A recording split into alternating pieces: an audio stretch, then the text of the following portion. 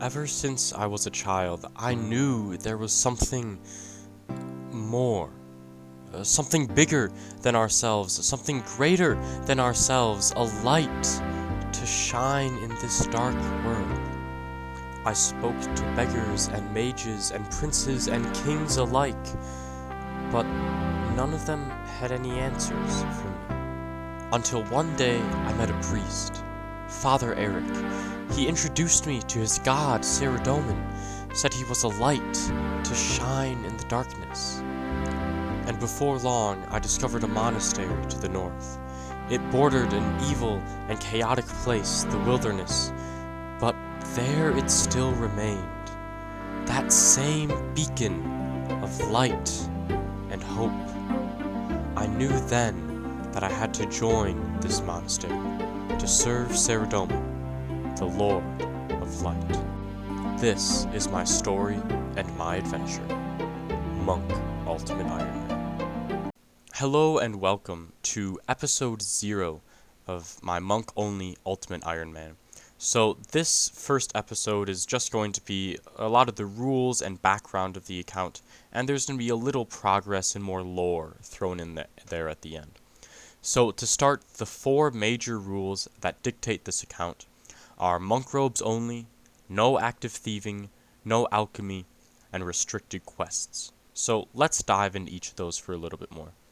For further clarifications, monk robes G and T would break the vow of poverty, so the only top and bottoms that I can wear, with the exception of quests, would be just regular, normal monk robes forever.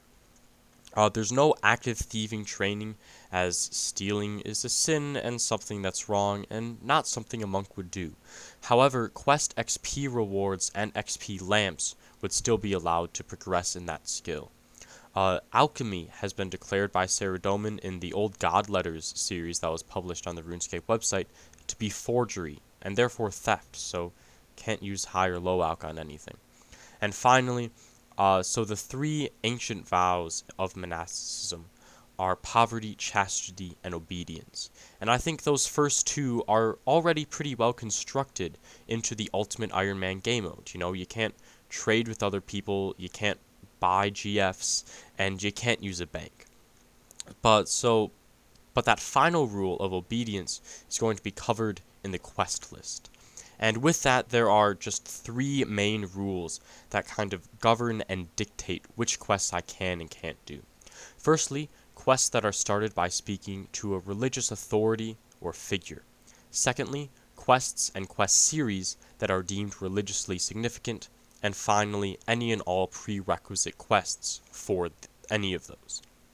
So I think the best way to explain it is just to kind of look at the quest list and how that breaks down by category and tier.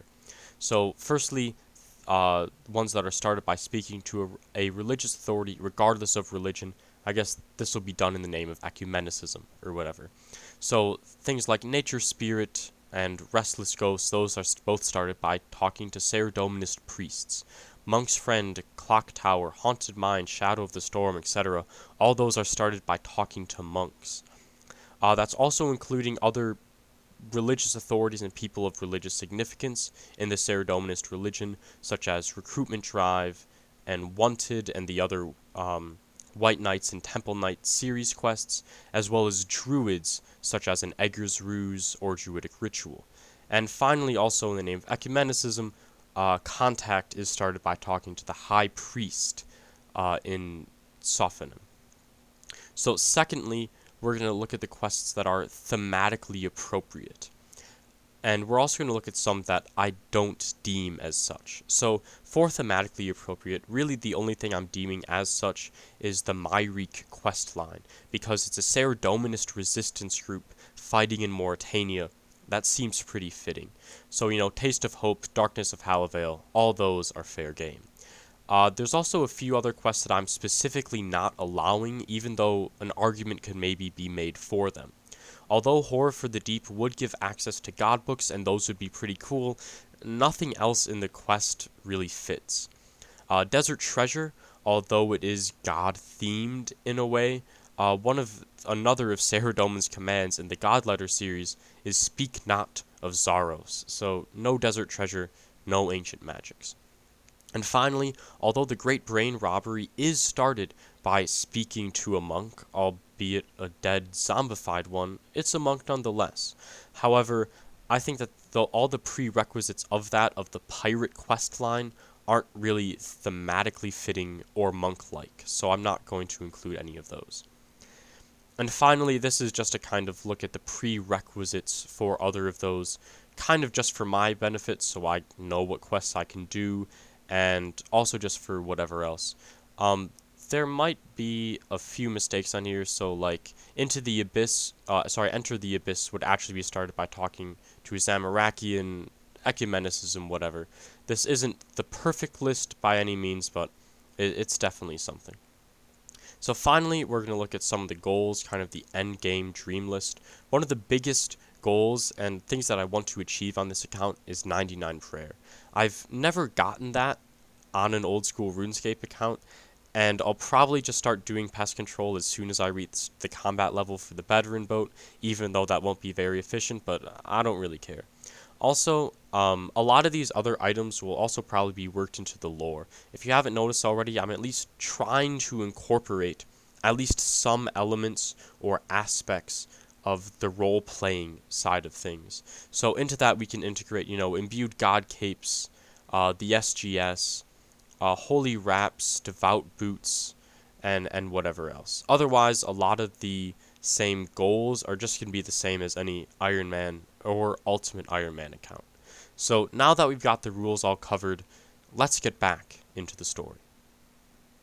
I had a long and arduous journey ahead of me, but I had finally made it to the monastery. I asked Abbot Langley if I could join the Saradominist order here in Edgeville, but he said I wasn't devout enough, although I can't really blame him, being a recent convert. But I had to prove myself, to the abbot, to Saradomin, and to myself. So I ventured off into the darkness of the wilderness to gain the needful experience. Now, hold on, because I already know what you're thinking. After looking at 5 seconds of this clip, you're going to stop and think, wait, is this guy such an idiot that he went to the wiki page of Chaos Temple Wilderness instead of Chaos Temple Hut? Well, no, not really. Due to real-life time restrictions and responsibilities, I'm stuck in free-to-play for a while, so this is actually the best prayer training method for me. Now, granted, in Mudkip's video, if you'll remember, and if you've watched that, he just went around getting big bones and then running those to the Chaos Hut. That is a lot faster. This method, however, is free to play and nothing attacks you. It's about 5,500 to 6,500 XP an hour, so it is costing me about an hour more of my time, but it's not the end of the world. It's not that huge of a deal. And anyway, I wanted to get this right out of the way because the first goal of this account that I need to do before I can do anything else is to get 31 prayer to get access to the monastery. So, I'll see you back then. I journeyed to a dark and evil place that was seeping with corruption. It was dark. The only source of light came from splashes of lava that rained down upon me. I stayed for what seemed like forever. My fingers and hands became numb from digging into the ground and grasping cold, dead bones. This soreness, this aching, soon seeped into me as well. I could tell I had not achieved the goal that I had set out here for, but I had had enough. I returned home, feeling defeated. I was lost. I let the darkness get the best of me. I returned to Father Eric with my head hung low. I couldn't dare return to the monastery in this state of failure. But he gave me a second chance, another opportunity, a quest to prove myself and gain the remaining experience I needed. This was my opportunity. He sent me to a devout priest, Father Ernie. His piety had led him into solitude, to separate himself from the world and focus solely on prayer and meditation. Perhaps I could learn something from him. He gave me a special amulet, and with it I sent a troubled, wandering, restless ghost to the peace of the beyond. In gratitude, the Spirit bestowed upon me the experience that I needed. I learned that piety is more than facing the darkness of the world. It is also helping others see its light. I returned to the monastery with my head held high. There had been struggles and difficulties on the way, but I had completed my mission. I spoke to Abbot Langley, and he permitted me to join his order. I ascended the ladder next to him, and in doing so, ascended closer to Ceridoma. I donned the robes of the order, my order, to prove my separation from the world and dedication to Ceridoma. The first chapter of my new life had just begun.